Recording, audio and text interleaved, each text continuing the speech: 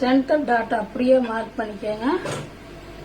Mark பண்ணி இங்கேருந்து தைக்கிறதுக்கு 1/2 இன்ச் இடம் விட்டுக்கிறோம்.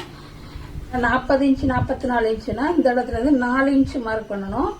இது வந்து 34 இன்ச்சு பிளவுஸ் அப்படிங்கிறதுனால இந்த இடத்துல இருந்து ஒரு 3.5 இன்ச் மார்க் பண்ணா போதும் இந்த டாட்டுக்கு. இப்போ இந்த சைட் சீம் வந்து இந்த பிளவுஸே வச்சு அளக்குறதுனால அளக்கலாம். இல்லை அப்படின்னா இதுக்குள்ளே நேராக ஒரு கோடு போட்டுக்கோங்க.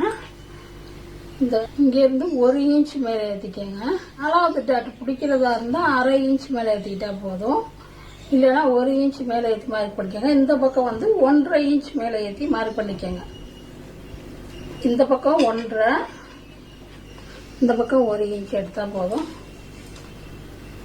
அப்படியே இந்த 3 புள்ளியையும் ஜாயின் பண்ணிடுவோம்.